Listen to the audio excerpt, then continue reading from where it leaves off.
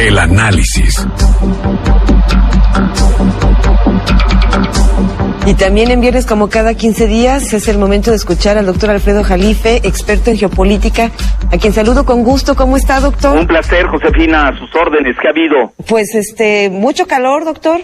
¿Ah, sí? Y aquí mucha lluvia. Ah, sí, me estoy enterando que tienen por ahí algo de lluvia. Qué bueno, doctor, qué bueno, me da gusto. ¿De qué nos va a platicar? Bueno, yo creo que el tema que ya, de cierta manera, Peña lanzó, ¿no?, con esto de que si es privatización o no es privatización, lo de la declaración que hizo al Financial Times, que ya es una declaración internacional, guste o no, y que fue retomada por Bloomberg y por Wall Street Journal. Bueno, yo creo que eso es un tema tan relevante. Yo creo que es el tema de México del siglo XXI. Tan es así que el mismo ex jefe de gobierno, Marcelo Ebrard, ya entró a la palestra, ya respetuosamente desafiado a Peña para un debate. Obviamente que no se va a hacer, porque Peña pues no debate, ¿no? Incluso cuando se dio el debate del IOSO 132, pues él no acudió. Pero también es difícil que un presidente debata cuando tiene pues la máxima carga del país contra un ex funcionario, sea de cualquier calibre. Está bien para la publicidad y etcétera, pero realmente no es viable. Yo lo que he estado viendo, Josefina, el debate se debe dar a nivel nacional, por eso yo aprovecho un foro universitario como este Radio UDG, con mucho respeto, lo tenemos que hacer con mucha civilidad, y que sea un debate de ideas, y que gane la mejor propuesta. Bueno, ya oímos la propuesta de Peña, ¿no? No la ha delineado, pero es muy clara en cuanto a sus alcances. Aquí hago un paréntesis. Es la declaración que le hace al Financial Times, sitio al que él acude, eso es importante, es decir, no fue el Financial Times a buscarlo. Él llega a las oficinas del Financial Times con su séquito de funcionarios. Y es ahí donde él dice la frase célebre de que hay que darle certeza jurídica a los inversionistas. Y con ello hay que cambiar la Constitución, hay que hacer cambios constitucionales. Bueno, y de inmediato Financial Times cita a ExxonMobil, es una transnacional estadounidense, y a Shell, que es anglo-holandesa, que obviamente tienen mucho dinero y van a invertir a México. Bueno, esas son las notas que es más o menos las que hemos leído. Obviamente se detecta de inmediato cuál es el plan, tampoco hay que ser tan genio.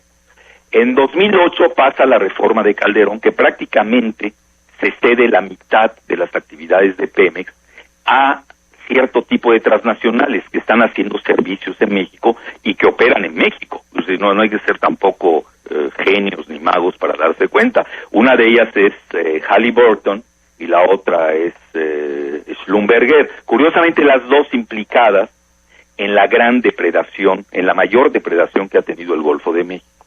Es decir, aquí se premia al que maltrata el medio ambiente. Este tema del medio ambiente nos está tocando, curiosamente, en todo este plan, es decir, en este proyecto, bueno, que ha planteado así, grosso modo, Peña. Bueno, segundo lugar, que esto es importante. De inmediato Bloomberg dice el peso se hubiera caído más de no haber sido el anuncio de Peña Nieto. Bueno, ya empezaron los chantajes financieros. ¿Por qué? Porque México pertenece al circuito de la globalización donde se están moviendo los capitales en forma brutal y lo hemos visto en estos días. Bueno, eso hay que tomarlo en cuenta. Si tenemos que tomar en cuenta lo local, lo regional y lo global. Bueno, pero a lo que yo voy, ¿a dónde va esto? Bueno, obviamente, porque ya lo hemos leído hasta el cansancio, yo a eso me dedico en gran medida a estar siguiendo los temas del petróleo a nivel mundial, no solamente de México. ¿A nosotros qué nos critican? Bueno, uno, que no tenemos tecnología. Dos, que no tenemos dinero. Bueno, ya lo entendimos. Bueno, ahorita voy sobre esos dos temas. Primero que nada, que no tengamos tecnología, tampoco es una gran tecnología la que hay. Se trata de una tecnología que se aprende en 2 años. Eso me lo dijeron mis amigos brasileños de Petrobras. Tampoco es así me están vendiendo tecnología de punta. no hay tal. Es una tecnología ya madura que toma 2 años en aprenderla. Entonces, ese se tumba. Bueno, quiero ser más noble y más benigno. Tenemos que pedir en cualquier situación transferencia de tecnología. Ok, vas a venir a invertir, pero me vas a enseñar cómo voy luego a explorar y producir. No estoy viendo la palabra transferencia de tecnología. Bueno, segundo, el asunto del dinero. Es otra falacia. Dinero es lo que sobra en Pemex. Es lo que más hay. Bueno, pero primero entro porque el país no es... Tenemos que ver al país en su integridad. No lo podemos ver parcialmente. Y tenemos 173 mil millones de reservas de dólares en Banxico. ¿Alguien me puede decir para qué sirven? Segundo, tenemos reservas en dinero, 173 mil millones de dólares, que Estados Unidos. ¿Alguien me puede decir cuál es la... estamos hablando de la principal potencia económica del mundo, Estados Unidos, que tiene un Producto Interno Bruto 20 veces superior al nuestro. ¿Cómo puede ser que México tenga 173 mil millones de dólares de reservas? Pues hay que usarlas. Ahora, entiendo que es para el blindaje contra fuga de capitales, etcétera, etcétera. Bueno, pues no tenemos un TLC con Estados Unidos, no son nuestros socios, no están para ayudarnos. Obviamente estoy siendo demasiado irónico. Entonces ahorita me voy a la parte de la que ellos van a hacer, la que viene. Se van a ir sobre 3 puntos, porque tampoco ya está muy detectado. Uno, la cuestión transfronteriza. Es decir, la cuestión transfronteriza obviamente se la van a ceder a la parte estadounidense. Bueno, 2, las aguas profundas. Es ahí donde no opera precisamente precisamente la ausencia de tecnología de nuestro país, que tampoco es un drama. Además se puede alquilar, no es nada del otro mundo. Hoy todo se alquila, bueno, pero no vendo mi propiedad. Eso es lo importante que hay que dejar claro. Y por eso viene la ley de las playas, donde ya los extranjeros pueden tenerla, obviamente para que tengan operatividad y libertad de manejo y maniobrabilidad en todas las playas del país, en donde ellos crean que cerca se encuentra el famoso tesoro. Obviamente estamos hablando sobre todo del Golfo de México. Que el Golfo de México sería mucho, yo siempre eso lo hemos visto, es la tercera reserva de hidrocarburos del mundo. Yo me temo que no sea la primera, Estamos hablando de grandes cantidades de petróleo. El mismo Calderón hablaba de 100,000 millones de barriles, que a precio de hoy estamos hablando de 10 millones de dólares, estamos hablando 10 veces el Producto Interno Bruto de México. Entonces, obviamente, ¿qué pasa? Nos dicen, bueno, es que te falta dinero. Bueno, ahí va a la parte nodal en Pemex. Bueno, Pemex hoy es la única empresa del mundo a la que le quitan como carga fiscal 67.9% de la venta total. Lo voy a volver a repetir, 67.9% de carga fiscal sobre la venta total. Y ahí viene lo interesante. Colombia, que la estamos agarrando a cada rato de ejemplo para la seguridad. Colombia, la carga fiscal es del 11%. Pues no, es que Colombia es un país del tercer mundo, no lo tomes en cuenta. ¿Por qué no me das un ejemplo moderno? Bueno, te doy Noruega. Noruega tiene 19%, y además gran parte de ese dinero van para los famosos fondos soberanos de riqueza, que son los fondos ahí que tiene el gobierno. Es decir, ellos no malgastan su petróleo a lo tonto. Gran parte de ellos lo usan para crear fondos, precisamente, que les estén dando intereses a sus inversiones. Bueno, ahí tenemos ahí. Entonces, no hay argumento que resista ante esa situación. Bueno, luego llegamos a la parte más importante de la cuestión del dinero. Esas empresas, tanto ExxonMobil o Shell, o las grandes, estamos hablando de las grandes anglosajonas, tampoco tienen tanto dinero. Ellos lo que hacen es, operan con la gran banca de inversiones de Estados Unidos, que además son miembros de su consejo de administración, como JP Morgan, etcétera, Goldman Sachs, etcétera. Ahí están dentro de los consejos de administración de estas dos empresas, y pues obviamente crean ahí derivados financieros, papel virtual, y llenan al país de inversiones, obviamente eso sí. Ahora, ¿cuál es aquí el problema de México? Y ese es a mi juicio, la mayor vulnerabilidad. Es decir, el problema ni es Pemex, ni es su sindicato, ni es nada. Realmente el problema nuestro, porque hay que verlo en forma integral, es que no tenemos banca nacional. México es el único país del mundo que dio en 92% su banca al extranjero. Estoy hablando en términos de capitalización de mercado. Es decir, en México no hay ningún banco, ni el de Slim, para acabar pronto, que tenga la capacidad de inversiones de esta envergadura en el Golfo de México. Bueno, pero ahí viene otro 3 que se me estaba yendo, que forma parte del proyecto de Peña Nieto, que no se está diciendo, que es el gas esquisto, conocido como el Shell Gas. Entonces estamos hablando de 3 cosas. Transfronteras, 2, aguas profundas en el Golfo de México, y 3, el gas esquisto. Que ahí sí es cierto, el gas esquisto, México es una potencia, somos la tercera potencia del mundo, detrás de China y de Argentina, incluso mucho antes que Estados Unidos. Y ahí sí, pues no tenemos la tecnología. Problema, ¿cuál es? Pues el famoso fracking, que es la fracturación hidráulica. ¿Qué significa? Bueno, que en Estados Unidos sí les ha ido muy bien, porque han callado todos los daños colaterales, incluidos terremotos. Estamos hablando de un país de México que es altamente telúrico, y esa parte no se está viendo. Entonces, esa es la tecnología que nos están diciendo que no tenemos. Pues mejor no tenerla. Ahora hay que buscar otra, yo estoy de acuerdo. Hay que buscar de alguna manera, pues tampoco nos podemos cerrar al progreso, de que podamos nosotros llevarnos, explotar de una manera racional y no depredadora el famoso gas esquisto, que se conoce como Shale Gas, S-H-A-L-E. Bueno, ahí tenemos la pauta. Entonces, ¿qué hay que hacer en México? Yo doy una propuesta sencilla, no es nada del otro mundo. Bueno, para empezar, esa es la cuestión técnica, muy así vista, etcétera.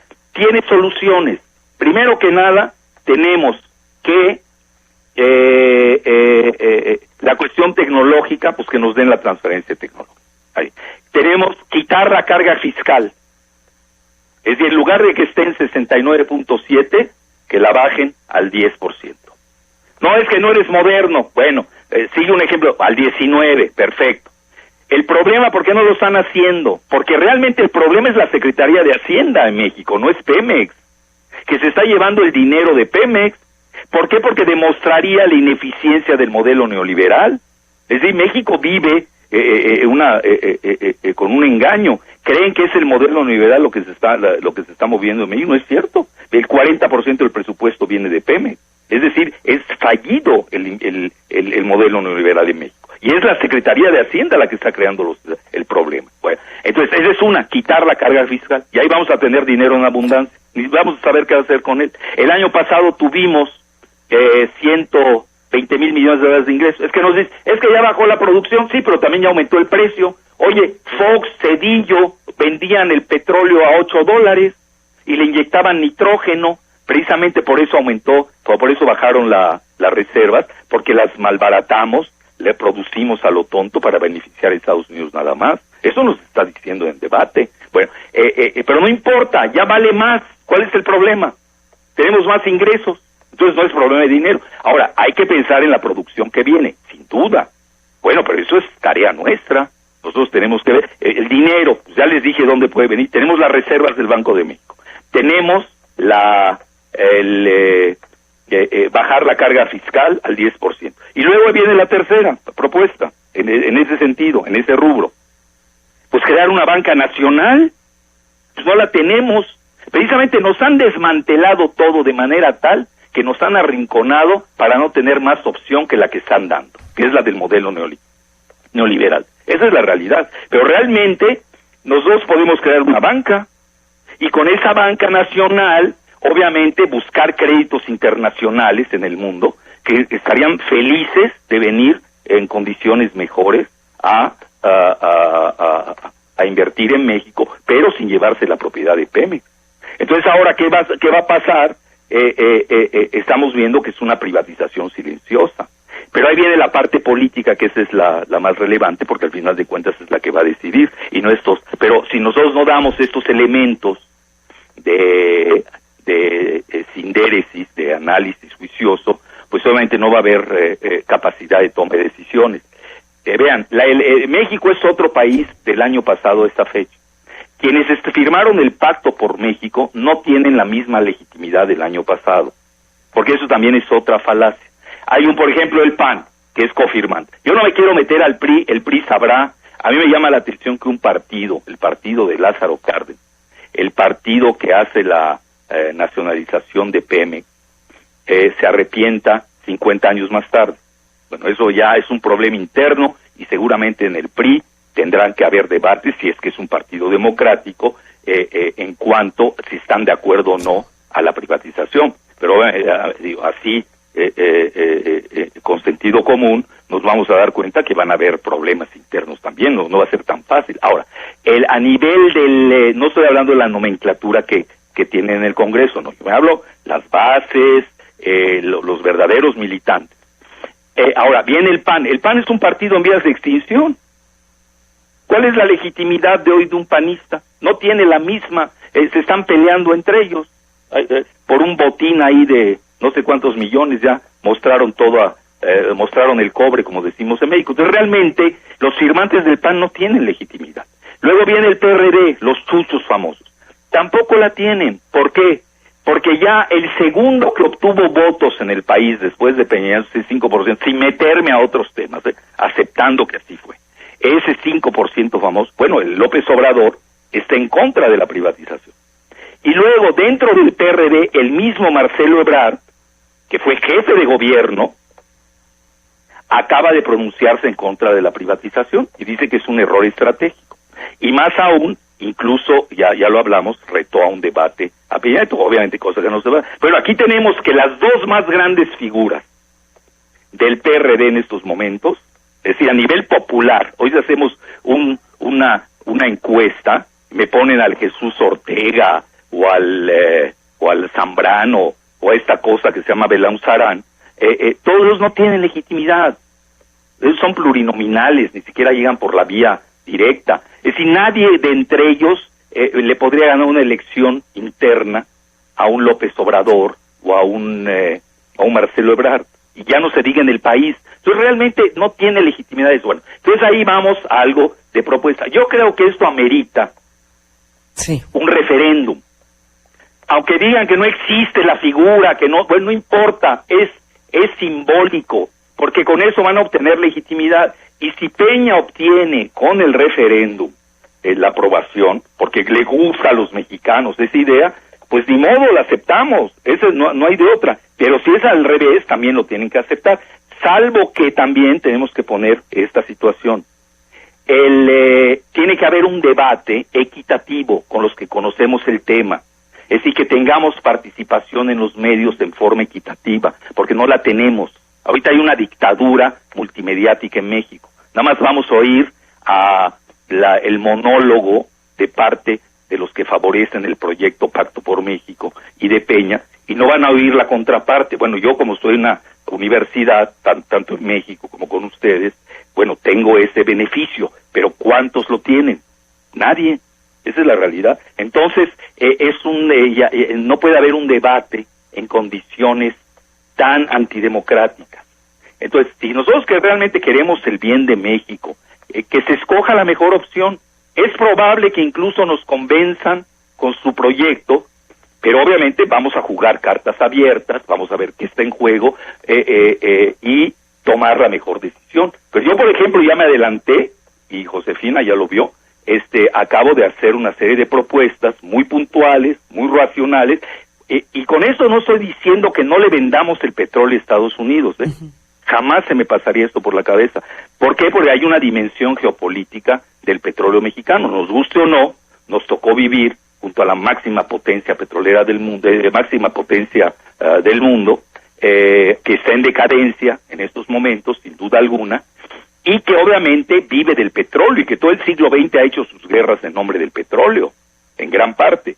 Entonces, de eso también lo tenemos que tomar en cuenta, tenemos que ser muy responsables. Es decir, yo sigo manteniendo la propiedad de Pemex, tengo la capacidad de producir, de aprender la nueva tecnología, pero sin duda alguna, yo, por ejemplo, no variaría para nada la venta del petróleo a Estados Unidos. Es decir, no le jugaría chueco vendiéndole a China o vendiéndolo a otro de sus competidores. A eso quiero llegar. Entonces aquí, para que vean que hay toda una multidimensión, hay que abordar el tema de la privatización en forma multidimensional y no en una forma reduccionista que nos digan, no tenemos dinero, hay fuga de capital. Ya empezaron a decir, la única manera para sostener al peso es privatizando, si no, se van a salir todos los capitales. Y es cierto, porque nos tienen chantajeado por ahí. Sin duda. Bueno, pues tenemos que tomar las medidas pertinentes al respecto. Tampoco, no es sencillo, también lo tengo que decir. ¿Por qué nos entregamos demasiado? Es decir, hoy aquel día estaba viendo las cifras, tenemos $1 trillón en la Bolsa Mexicana de Valores, el 10% de nuestro PIB. Y si estos empiezan a fugar, bueno, pues obviamente hay problemas del país, sí, pero si nosotros les damos proyectos alternos donde van a ganar igual o más, entonces también se quedan, y si no, pues llegan otros. ¿Cuál es el problema? Pero hay que saberlo hacer, hay que tener, tenemos que tener la visión multidimensional, tanto en el país como a nivel mundial. Así es. Estimadísimo doctor Alfredo Jalife, como siempre, un placer, excelente tema, ¿lo retomamos, le parece? No, por supuesto. Ahora, yo salgo, porque me toma en 15 días estar en el Medio Oriente, no sé cómo le vamos a hacer. Yo prácticamente voy a estar casi todo julio fuera. No. Sí, entonces yo creo que hasta agosto, Bueno. Pero esto da para más, porque eso ya se calentó, ahora sí que ya... Está bien que lo haya hecho Peña. Aquí me llama la atención que no lo ha desmentido al Financial Times.